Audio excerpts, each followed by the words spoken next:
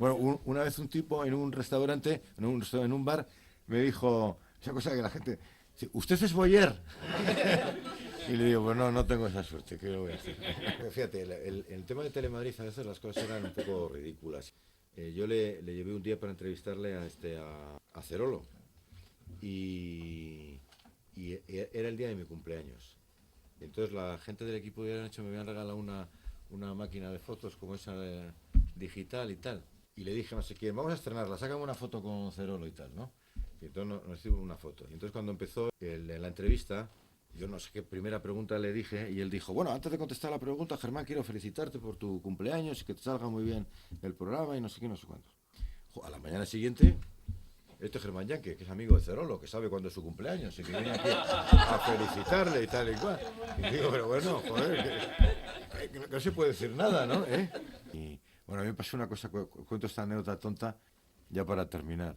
En El Mundo, como en muchos otros periódicos, existe el criterio editorial de que uno no puede firmar dos informaciones el mismo día.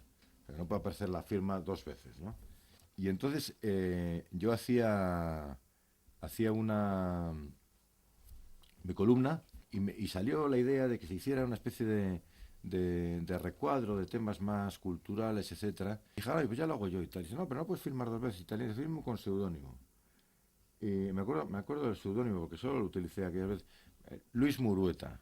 Y entonces, esas cosas que se te olvidan. Y a la mañana siguiente, me monto en el metro, cojo el periódico, empiezo a leerlo, empiezo a leer el artículo de Luis Murueta y dice, joder, este cabrón de tío, esto lo he escrito yo en algún sitio. Este tío me ha plagiado el artículo entero. Todo el viaje en el metro diciendo, cuanto llegue allí voy a organizar un lío. A ver quién demonios es este Luis Murueta. Y luego me bajo ahí del metro y digo, me cago en la más, si soy yo, Luis Murueta, que escribí ayer el artículo además, ¿no? Y dije, claro que era mío, ¿no? Bueno, Umbral, otro grandísimo escritor de periódicos, ¿no? A los que también, claro, a Ignacio Camacho se le pide más incluso, porque se le pide más el comentario de la actualidad. Umbral podía escribir de lo que le diera la gana cada día, ¿no? Y a ese tipo de personas como Umbral no se le pide ser sublimes todos los días, porque sería imposible, ¿no? Pero de vez en cuando aparece la genialidad del escritor en una columna. El género que hace Ignacio y que hacen otras, Manolo Martín Ferrán, por ejemplo, en ABC, ya, hombre, sublime no se le pide a nadie, pero que sea una cosa seria y razonable y con el conocimiento del tema todos los días en una columna es un trabajo muy considerable. Manolo Martín Ferrán ahora está más enfermo, etcétera, y ha dejado de escribir.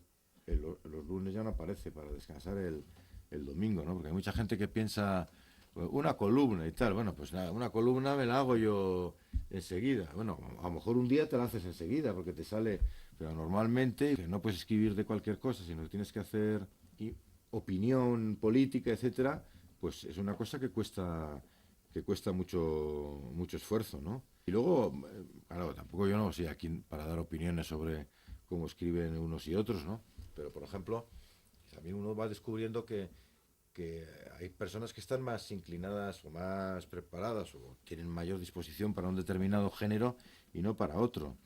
Por ejemplo, me estaba acordando ahora en Raúl del Pozo. Raúl del Pozo me gustaba muchísimo más como cronista parlamentario y metiendo literatura en una escena cotidiana que con la columna de sustitución de Umbral ahora, ¿no?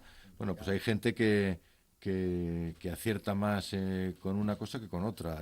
En las columnas que escribía Raúl del Pozo en las páginas de opinión del Mundo, escribía de lo que daba la gana, y un día del Gijón, y otro día de los taúres y jugadores de cartas, y el otro día de Zapatero, y aquí tiene la vuelta a la actualidad todos los días, y además tiene, le, le preparan el tema porque tienen que meter el dibujito, y entonces le dicen cuál es el tema que hay que escribir, y ya las cosas son distintas. Con eso pensé hacer eso que contaba yo, decir, ¿usted qué hace? Yo la columna los viernes. Y el resto de días, coño, la columna los viernes, ¿no? Pues así sí que se puede hacer una buena columna los viernes. Cuando se cumplió el 5º aniversario del mundo en el País Vasco, organizamos una serie de actos, mesas redondas, conferencias, etcétera, etcétera. Y además habíamos llegado a un acuerdo con la televisión vasca que grababa todas aquellas mesas redondas. No es que lo dieran a las 10 de la noche, lo daban por la mañana y tal, ¿no? Pero entonces el sitio donde nosotros vendíamos menos y teníamos menos penetración era en Vitoria. Y entonces en el reparto aquel de los actos, una de las mesas redondas era sobre el humorismo gráfico.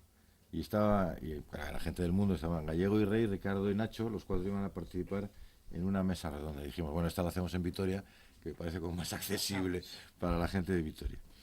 Y entonces llegamos allí y había 2 espectadores, 2 personas.